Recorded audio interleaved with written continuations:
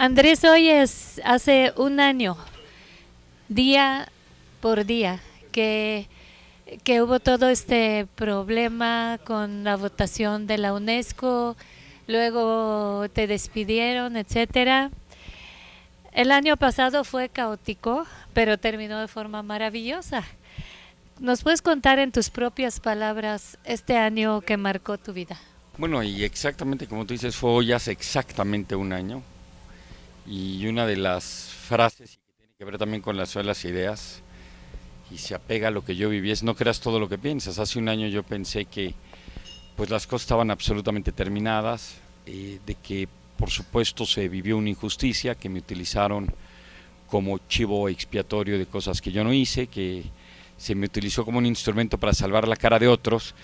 Y después de lo que sucedió y de las dificultades, pues bueno, hubieron rectificaciones, entró una nueva administración al gobierno, se evaluaron con cuidado todos los detalles, se conoció a fondo lo que sucedió y de dónde estuvieron los errores. Por supuesto, pues fui inmediatamente eximido de todas las responsabilidades que me habían puesto, y por el contrario empecé a tener de fondo, que es lo más importante, un propósito de trabajar mucho por el pensamiento crítico, de dar pláticas en muchas partes del mundo, de darle un propósito a todo este proyecto, de por qué la UNESCO debe de cambiar realmente la manera como está actuando.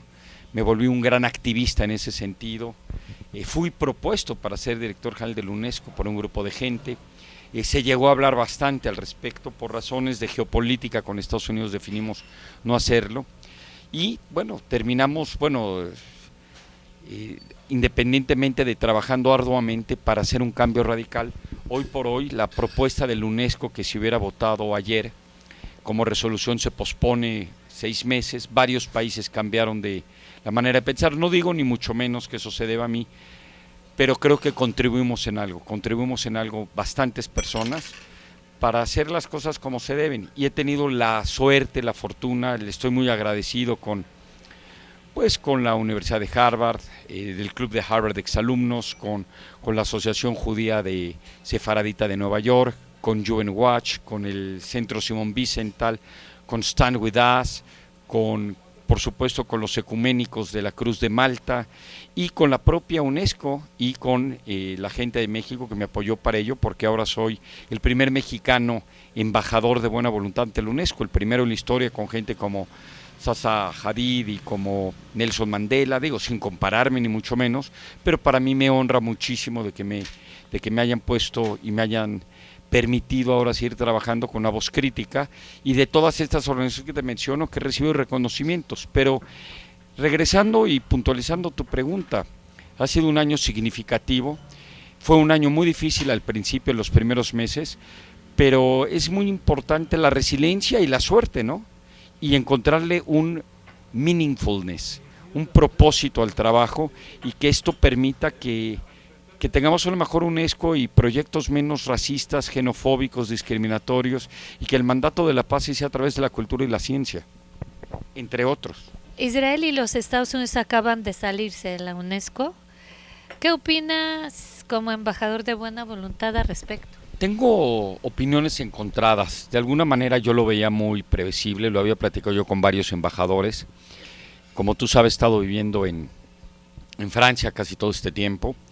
Y como tú sabes, la historia de la UNESCO desde sus inicios ha sido muy politizada en muchos sentidos.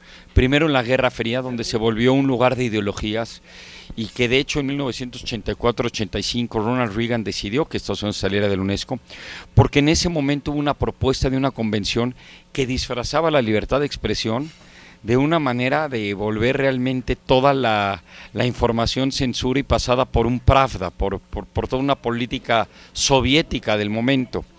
Después regresó Bush en el 2003, pero también por razones importantes. Vino una convención que se llama de la diversidad cultural, pero que adentro estaba la hegemonía de los derechos de propiedad intelectual. Por ejemplo, a Estados Unidos le preocupaba mucho que Europa y el mundo no le cerrara las puertas a Hollywood, y que la marca de todo lo que hace Estados Unidos no empezara a ser discriminada con con aranceles muy altos. Entonces, por razones económicas regresó. Después, como tú sabes, en el 2011, una vez que aceptan la UNESCO, un instituto de la ONU, como miembro a Palestina como Estado, pues Estados Unidos e Israel dicen, ¿sabes qué? Seguimos, pero no somos miembros activos, dejamos de pagar nuestras cuotas, no tenemos voto, pero de alguna manera estamos. Y el de alguna manera estar sin voto, pero en ese estatus, 18 millones de dólares o el 22% que es la participación de Estados Unidos, se va acumulando. Entonces, el peor de los dos mundos era como estaba Estados Unidos, porque estaba acumulando una deuda que ya llevaba cerca de 500 millones de dólares, y por el otro lado, ¿sí?, no tenía realmente el voto, aunque sí tenía mucha relación con Irina Bokova, muchísima relación con la UNESCO. Ahora deciden, en una coyuntura, decir, mira, mejor nos salimos, entonces esta deuda no se sigue acumulando por si el día de mañana pasan otras cosas.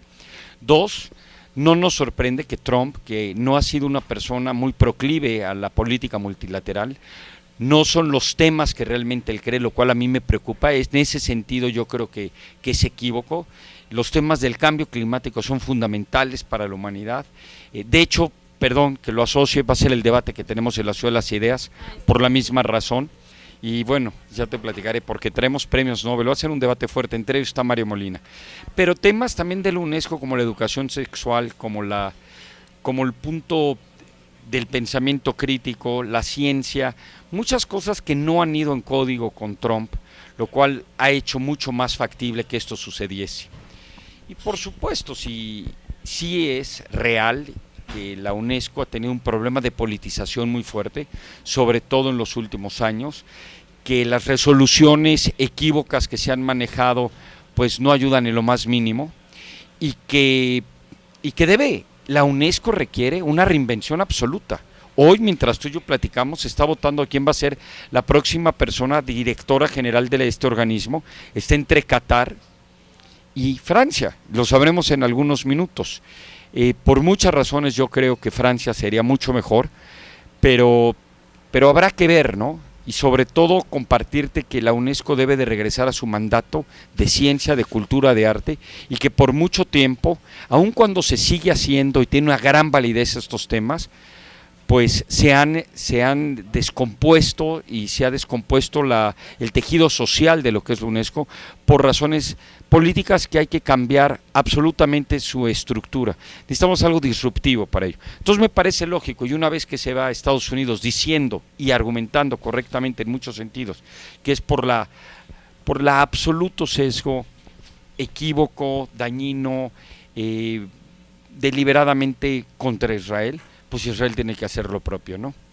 Se van a quedar de observadores, lo cual quiere decir que por dentro de la UNESCO van a haber siguiendo habiendo seguramente políticas educativas, científicas con los países, pero que también ya aún hasta aquí de que no se utilice esto para ello. Y por último, no es una casualidad de que se dé exactamente 2 días antes de que se defina quién gana la votación, porque esto inclina muchísimo, yo creo, me estoy adelantando, a favor a Francia.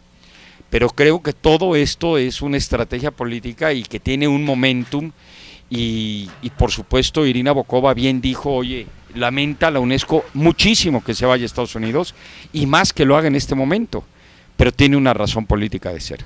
Es complejo, tiene sus pros, tiene sus contras. Netamente yo creo que uno debe estar parte de una buena UNESCO, y a lo mejor en lugar de salirte, ayudar a reinventarla. ¿Cuál va a ser tu actuación ahora que eres embajador de Buena Voluntad? ¿Qué planes tienes? Muchos, pero voy a empezar a juntar esto con la Suela Sea, si me lo permites. Claro que sí. Tengo la suerte de ser no solo el primer embajador de México ante la UNESCO, sino ser el primer embajador de un programa de la UNESCO que nunca ha tenido embajadores voluntarios, que se llama MOST, que es para la transformación de las sociedades a través del humanismo y la ciencia, que como tú sabes y hace mucho lo hemos platicado, son los temas que a mí me han provocado. Y yo realmente creo que el mejor invento de la sociedad, de la humanidad, es el método científico. Como conoces tú, muy poca gente conoce como tú las ideas. Richard Dawkins, que estoy en su fundación de ciencia, en la de Eduardo Punset. Esto es una gran oportunidad para cambiar a la sociedad a través del pensamiento crítico. La UNESCO se ha puesto en la educación, pero mucha gente muy educada ha votado por pésimos líderes. De hecho, Thomas Mann, a través de un programa de radio, el Premio Nobel de Literatura, desde Estados Unidos, hablaba en alemán al pueblo alemán a través de BBC diciéndole: señores, por supuesto que Hitler y Eichmann y todas estas personas pues son terribles, pero los seguidores de este tipo de gente es lo que más me preocupa. Y para ello se necesita pensamiento crítico, porque muchos hasta títulos de doctores tenían y seguían mal las políticas y no despertaban ante racismo, xenofobias, etc. Yo cuando hablé con Irina Bokova le dije: mira, creo firmemente que la manera de transformar la sociedad realmente no es ni a través de muros psicológicos, de concreto, ni mucho menos, es tumbando muros y es realmente con un pensamiento crítico.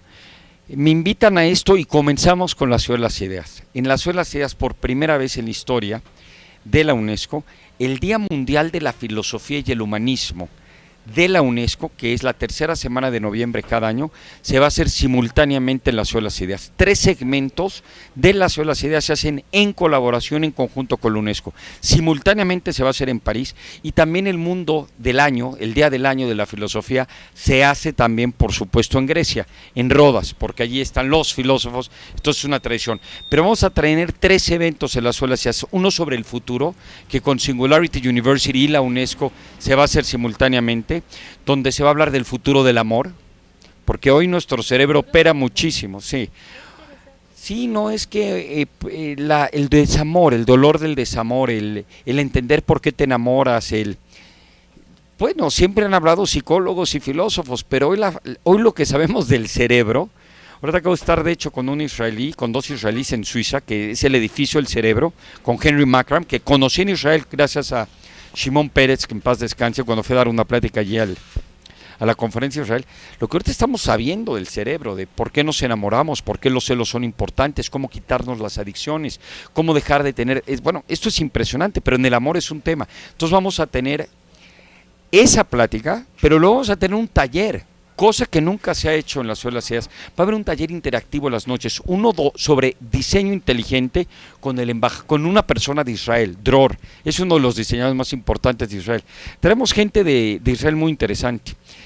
Te platico de otro, pero bueno, vamos a tener 3 secciones con la UNESCO en conjunto. Vamos a empezar por allí y estamos trabajando, por supuesto, va a tener que estar como 4 veces al año, por lo menos con ellos, trabajando en temas, en cátedras y en proyectos conjuntos de pensamiento. Otros 2 proyectos que voy a hacer, uno se llama The Day of Knowledge, el Día del Conocimiento, y también con las Ciudad de las Ideas.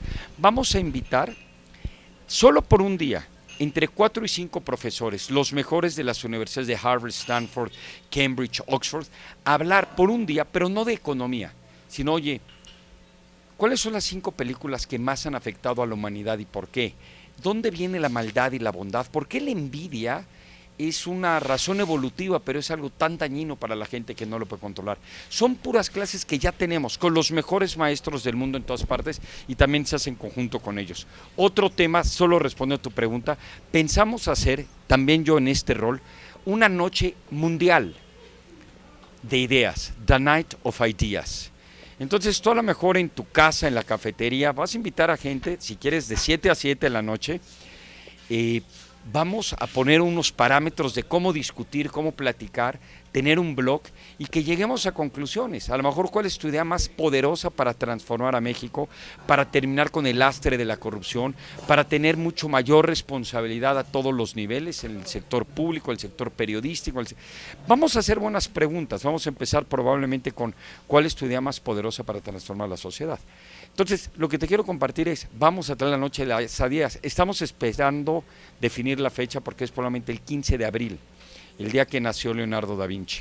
Sé que de Israel viene Dan Ariely, que estuvo peleándose el premio Nobel, David Eagleman, que es muy importante, ahorita es un neurocientífico que seguramente va a tener mucho que decirnos sobre lo que pasó en Las Vegas, porque él ha hecho muchos estudios de gente que comete tragedias como las que sucedieron, de que se ponen a matar gente, luego les hacen autopsias si tenían un tumor, porque no te explicas de otra razón. Entonces él hace todo un área que se llama, dice, este año se llama Más allá del 10, Beyond X. Beyond X quiere decir más allá de los 10 años, Beyond X quiere decir, la pregunta de la X es, descúbreme la X, es una ecuación matemática. Sí, es decir, despeja la X de una ecuación de primer grado. ¿Cuáles son las grandes preguntas? Y respóndemelas. Bueno, vamos más allá de la respuesta. ¿Por qué mentimos? ¿Por qué nos creamos enemigos? ¿Por qué los celos son importantes? ¿Por qué amamos? Sin duda alguna, para mi perspectiva, si no es el mejor, es uno de los 3 mejores curadurías que vamos a tener. Este espectacular. Llega un israelí que, por cierto, para quienes nos estén escuchando, espectacularmente guapo, ¿eh? Lo conocí ahorita en Avalon, en una gran conferencia con un israelí que adoro que se llama Yossi Bardi, que fuimos de hecho roommates en Burning Man, Yossi Bardi, tu servidor. Y me presenta este cuate y me dice, tienes que conocerlo, usted es un neurocientífico muy interesante. Le digo, sí, pues ¿qué haces? Me dice, asalto bancos. Le digo, ya, en serio, ¿qué haces? No, sí, quedó con un banco de Israel y les apostó que no eran seguros en su cibernética. Les dijo, bueno, si te asalto, porque no estás loco, claro que somos seguros. Le digo, si te asalto, firmas que no me metes a la cárcel y me contratas, y sí, y les bajó todo el dinero. Viene este cuate, vas a ver qué tipo de cibernética.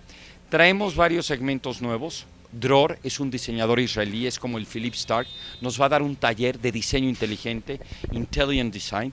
Entonces eso va a ser súper útil para la gente, para que es una cosa novedosa que vamos a tener interactivo.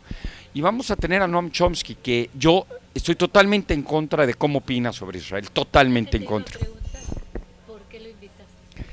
Bueno, realmente lo que pasó es que Lawrence Krauss, a quien aprecio mucho, y que sí es una gente muy brillante, igual que Richard Dawkins, estaban con él y platicamos del tema de la lingüística, de cómo ve a Estados Unidos, etcétera, pero no íbamos a tocar ese tema. Pero por el otro lado, pues hay que argumentar, hay que debatir.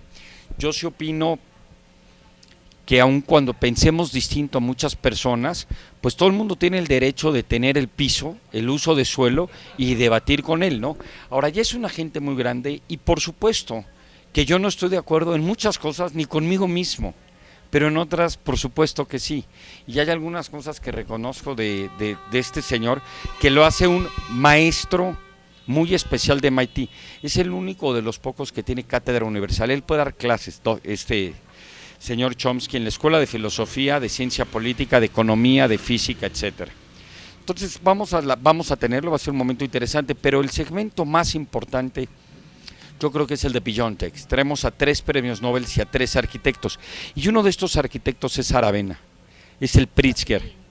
Alejandro Aravena es lo máximo, es un chileno, pero vas a ver cómo habla. Y ya hay alguien que pone atención, no es muy conocido. Hemos hecho también, vamos a tener a alguien que hay que ponerle atención, que se llama Tristan Harris, que dice cómo Twitter, Facebook, todas estas cosas, a través de laboratorios de persuasión y manipulación, están estudiando tu cerebro para manipularte y robarte la atención. Hay un pleito muy serio de quién te roba la atención. Si leen y se acercan a tu medio, si ahorita más bien se ponen al celular, si ven la televisión. Entonces, ¿cómo manipular y ponerte triggers? Entonces, Tristan Harris habla del peligro, porque en promedio y sobre todo las nuevas generaciones, pero no solo las nuevas, le dedican a Facebook y este tipo de cosas entre 4 a 7 horas al día. Y están peleando entre estas aplicaciones cómo robarte y manipularte y ponerte triggers. Si te mencionaron en Twitter o te mencionaron en Facebook, luego lo ves. Y cómo son reptilianos y cómo el Facebook, que son estudios que yo he hecho, pues son tribus de ligue, te conquisto, me conquistas. Y de tribus, soy tu follower, me gustas, no me gusta lo que dices.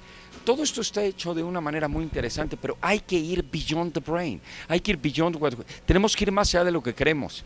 Este año de eso va a tratar. También, pues Dan Ariely es otro israelí que vale la pena, y traigo una mujer de Israel, que vive en Israel, que nos va a hablar de psicología del medio ambiente. Porque si entras a un lugar y te dan una taza de té caliente o algo y la tocas, ya vas a ser más amable en las preguntas o las respuestas, etcétera, etcétera. Entonces tenemos a bastante gente. 10 años de la ciudad de las ideas, ¿cuál es tu mayor satisfacción, tu mayor decepción, el mayor obstáculo vencido, la enseñanza más importante? Mi mayor satisfacción es de que siempre hay que preguntarse por qué hicimos esto, por qué hacemos el 10º aniversario. Y esto lo hicimos con Ricardo Salinas Pliego y lo hemos trabajado conjuntamente. Y eso ha estado y va a estar muy, muy atento este año, sobre todo, como el canon de lo que queremos. Tú y yo sabemos qué estamos haciendo, estamos en una entrevista. ¿Por qué? Es más importante. ¿Cómo? Pues a lo mejor entiendo un poco de los micrófonos y de la voz humana, pero ¿por qué le estoy haciendo? ¿Por qué hicimos las Ciudad de las Ideas? Para responder a tu pregunta de qué es lo que más me ha gustado de esto y lo que más siento que vale la pena, lo hicimos porque te repito que el pensamiento crítico es fundamental, que tenemos que aprender a debatir, que tenemos que aprender a pensar, que la ciencia realmente es el camino más importante para lograr prosperidad incluyente, que las mentes de todo el mundo deben de venir a México, pero las de México deben de ir al mundo. Hicimos todo esto para hacer un club, le llamamos ideastas, de gente que queremos cambiar al mundo, pero que las ideas se pueden llevar a la acción. Entonces para eso tenemos este brazo de las ciudades que se llama Gifted Citizen, donde vuelve a venir el príncipe este año, por cierto, y donde más de 14,000 personas han solicitado con propuestas de cómo cambiar a la humanidad los próximos 6 años a 10 millones de personas. La máxima satisfacción es ver que esto está sucediendo y que México es foco puntual. Te voy a enseñar en algunos momentos algo que me llegó ayer de un speaker. Me dijo: Andrés, me inspiró tanto las solas ideas que mi nueva película que estoy filmando en Ghana se inspira en ella, y dentro de mi película, que es una situación, hay una telenovela que se llama Puebla mi amor, y todo se ve dentro de la película qué está pasando en la telenovela. Son 2 películas en una. Y esto va a salir en el 2018. Y como este tipo de cosas que ahora te enseño hasta la foto y que me llegó ayer. Lolo se la mostré obviamente a los poblanos queridos. Pues así, cada instante me entero que gracias a las solas ideas la gente se ha despertado con un nuevo proyecto, con un nuevo cuestionamiento, que ha cambiado de opinión, que ha aprendido y está organizando debates, que realmente se está empoderando, aunado por supuesto al Gifted Citizen. Entonces cuando Ricardo Salinas Pliego y yo dijimos, realmente lo que necesitamos es ir más allá de la educación, es un centro de pensamiento crítico, y ahora estamos en una etapa nueva. Una etapa donde el ejercicio deliberativo de pensar no debe ser 3 días al año, debe ser todo el año. Por eso traemos ahora The School of Life y traemos, por supuesto, The Day of Knowledge y The Night of Ideas. ¿Cuál ha sido el momento más difícil? Pues han habido momentos de forma y de fondo. Han habido cosas fuera de cámaras que tú no ves. El debate entre Deepak Chopra y Richard Dawkins, en esa etapa, tú estuviste en ese evento, el piso se movía. Tú entrabas y entrabas como que como cuando vas al aeropuerto. Sí. Lo prendieron antes de que saliéramos. Estaban los 3 corriendo, estaban las cortinas apagadas, se estaban cayendo todos, en eso las abren, nosotros nos ponemos así. Es decir, han habido momentos que no te puedo platicar, otros sí. Por ejemplo, tenemos un autista espectacular, que era el que podía recordar como 3,000 números después de pi. Tenía 15 minutos para salir y le dio un ataque de pánico y no podíamos, tuve que ir a su hotel, tocarle la puerta en el baño, tranquilizarlo. Hay muchas cosas que no se ven. El primer año no se supo a ciencia cierta, porque lo resolvimos, que el 50% de la traducción simultánea se quemó. Es decir, cada año hay sorpresas que no dices hoy por dónde va a venir, ¿me explico? Pero el momento más difícil siempre es que cuando estoy allí, que amo ese momento, digo, es la última vez que vuelvo a hacer esto. Es cansadísimo, ya es agotado. Y volvernos a recuperar hoy, con toda la honestidad que te mereces a ti y a tu queridísimo público, quien aprecio mucho. Ahorita me preocupa el 2018. ¿Cómo voy a hacer una curaduría como la que ahorita estoy haciendo? Mis peores momentos, entre comillas, del reto intelectual es cómo superar esto, cómo hacer que le llegue a más gente y cómo que la gente se enriquezca del proyecto, ¿no? La enseñanza más importante es que las ideas they matter, son realmente importantes. Es decir, esto empezó con un dibujo que hice, un mapa mental en un restaurante que se llama Japonés en la Condesa. Ahí tengo el mapa, va a salir en el programa. Este año vamos a tener un programa muy especial de 10 años. Va a haber un museo de los 10 años. Y en ese mapa, yo cuando se lo llevé a Ricardo y creyó en él, empezamos siendo nada. Y esto realmente hoy estoy muy orgulloso muy, muy orgulloso de que hay 2 programas de televisión en España que han hecho sobre nuestro proyecto, cosas como la película que te acabo de platicar.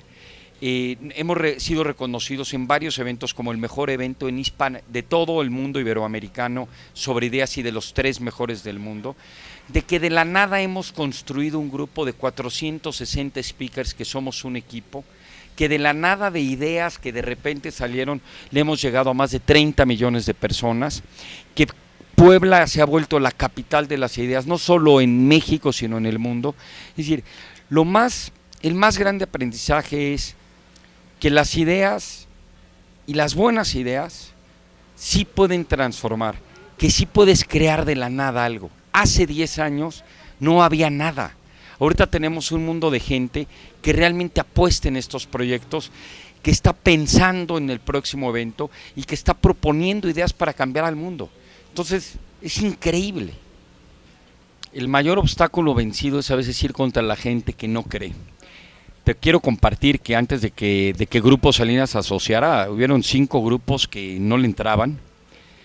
El mayor obstáculo vencido fue al principio realmente que una entidad federativa apostara en esto, pero el mayor obstáculo vencido es todavía muchas mentes cuadradas que no entienden lo que es lo valioso de aprender y pensar distinto, de salirnos de nuestro mundo tan cuadrado y atrevernos a preguntarnos, oye, si yo no fuera mujer y no fuera judío, no fuera vegetariano, no fuera mexicano, podría pensar distinto, podría aceptar otras maneras de ver el mundo. Todavía tenemos mucho que trabajar, muchísimo que trabajar. El obstáculo es día a día, de cómo realmente ser mucho más conscientes, responsables, críticos y de cuestionarnos las cosas. Esto sigue siendo un reto. Y es parte de la disonancia cognitiva, pero cada año es el reto de, bueno, cómo podemos romper, que mucha gente realmente se abra a que esto vale mucho la pena. ¿Cuál de los premios que has recibido te impactó más? Por cierto, te quiero hacer y compartir algo que a nadie le he compartido. El embajador de Israel ante la UNESCO, cuando me dieron el premio de UN Watch, dijo cosas muy importantes. Desafortunadamente no lo grabamos, me lo va a mandar, pero de lo que pasó y de cómo lo debería de escuchar la comunidad en México. Y sí me gustaría que se supiera de sus propias palabras, porque le dijo, a ver, les quiero decir a todos los que no entendieron qué pasó y qué hizo esta persona. Y la verdad, ahorita me acabas de recordar, lo asocié y digo, sí creo que es importante que se informe. ¿Cuál ha sido el premio que más me ha impactado? Mira, la verdad, no fue un premio, fue una responsabilidad, pero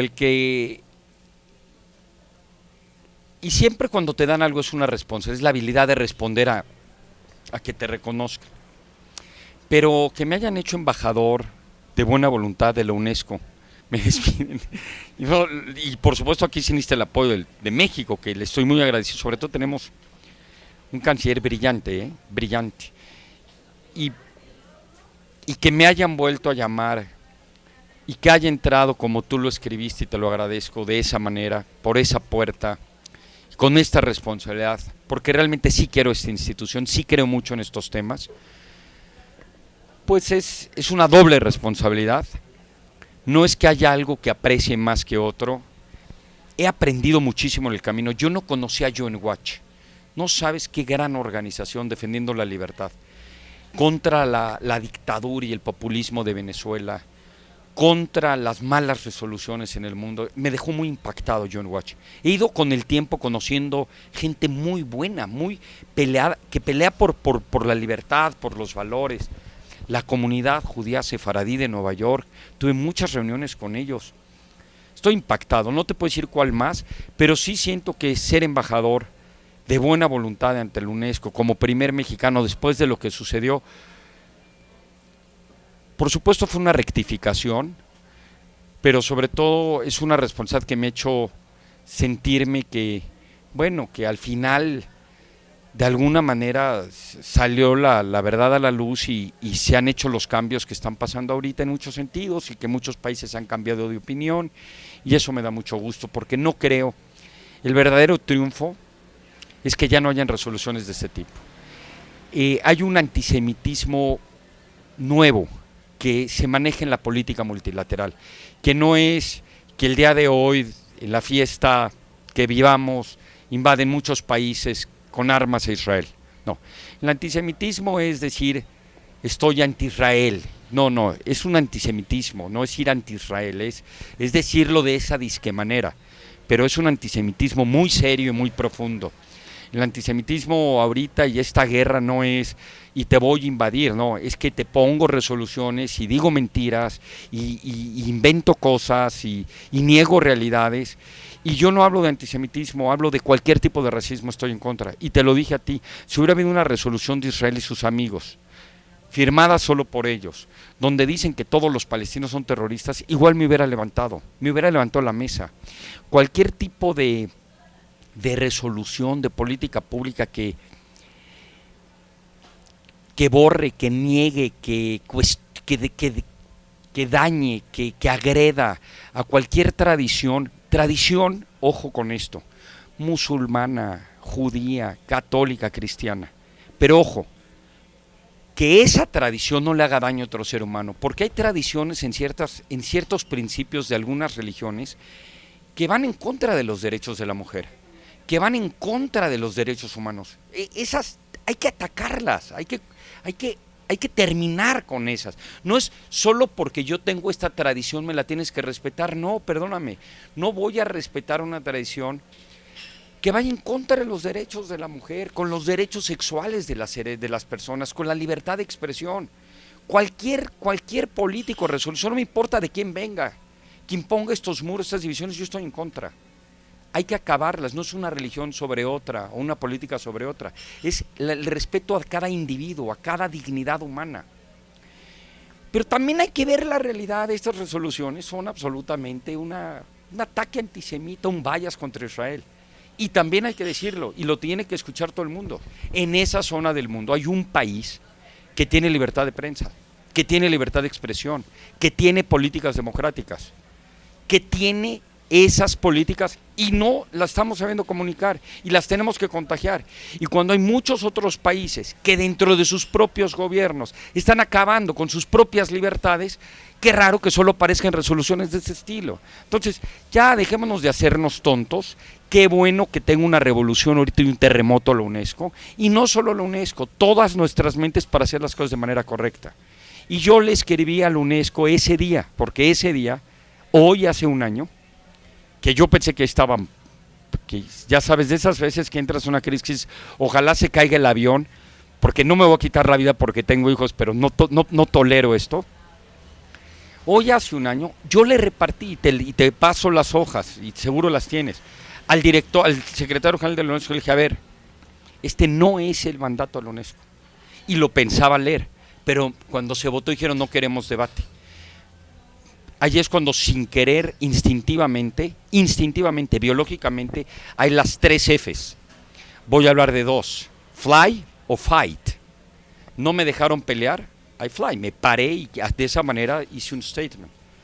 Y a raíz de eso entregué las cosas y hablé con Irina Bokova y ya pasó todo lo que ha pasado. Estamos ahora subtitulando tu TED Talk, To Be or Not to Be a Salmon, que está increíble. Y ser o no ser un salmón. Vale la pena nadar contra la corriente y arriesgar a perderlo todo. El empleo, la seguridad, las relaciones y a veces hasta la vida, como lo dices en el TED Talk. ¿Valió la pena? Sí. Pero lo que te voy a decir es muy extraño. No por lo que ha pasado en términos de mi persona. Mucha gente, no me comparo, pero sí lo quiero decir como para mucha gente, muchas veces se va a confrontar con estas preguntas, como lo digo en el TED Talk. ¿Me paro y hablo o me quedo callado? ¿Actúo o no actúo? ¿Voy contra la corriente o mejor mantengo el statu quo? ¿Obedezco o no obedezco? Y esta pregunta va a estar constante y recurrentemente en muchas mentes de relaciones personales. ¿Tomo la valentía de a lo mejor separarme de una relación que ya no me funciona o me quedo allí por el statu quo y me muerdo la boca por el qué dirán, o con uno mismo y con la familia y con los grupos. Entonces, como tú bien dices, ante estas preguntas, mucha gente actúa y a lo mejor se muere y nadie ni sabe de por qué actuó como actuó y ni se le reconoce. Entonces, yo lo que te quiero decir, sí valió la pena, pero no por todo lo que ha pasado este año en relación conmigo, sino que desde ese mismo día que me dolió en el alma ser tan mal comprendido por algunas partes, porque además te voy a ser franco, ese día fue terrible. Me dice un amigo mío, me dice, Andrés, es que, ya sabes, los comentarios luego de la gente que no sabe cómo lo toma uno, pero fue con muy buena intención, me dice, es que eres el segundo judío que ha sido crucificado, pero tú sí no eres Dios de alguien y nunca vas a resucitar, ¿no? Le digo, sí, gracias. Es que en ese momento la comunidad árabe me atacó muy fuerte, ¿me entiendes? Es decir, mi voto y mi actuación y todo eso, pues, fue muy... Dos, atacó muchísimo Irina Bokova, recibió amenazas Irina Bokova. Luego el secretario general que apoyó mucho lo que yo hice y lo explicó, casi pierde su trabajo y también recibió muchos ataques de esa comunidad.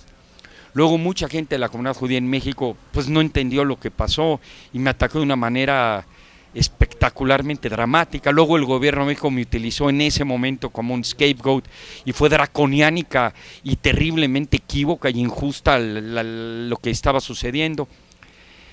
Entonces fue de todos lados, ¿eh?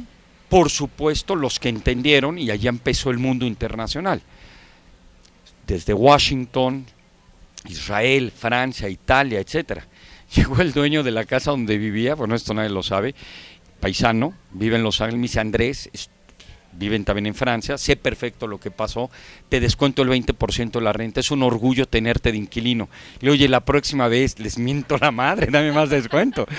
Pero lo que voy es, sí, y empezaron a ver amigos, y empezó a surgir gente nueva, y muchos de ellos hoy los admiro más que nunca porque estuvieron allí, y me hablaron y me dijeron, mira, y del gobierno, mucha gente, y de las comunidades, y es más, gente muy querida de Palestina que tiene puestos muy importantes en la UNESCO, me dijo, entiendo por qué está haciendo esto, este no es el mandato de nosotros, no es el mandato de la institución. Entonces, me hubieran reconocido, no me hubieran reconocido, morirte con la convicción de que tú sientes que hiciste en una situación tan complicada lo que tenías que hacer y que seguro no iba a ser un ganar-ganar, que iba a salir agredido, que iba a salir, en este caso, despedido, que parte de mi reputación iba a ser muy afectada en ese sentido. El haberme parado y haber actuado así, que mis hijos lo hayan visto y que me hayan acompañado mi madre y mis hijos en ese momento tan doloroso y que lo hayan visto, pero que hayan dicho, este es el ejemplo, y ya con eso, para mí valió la pena. No tenía que pasar un año.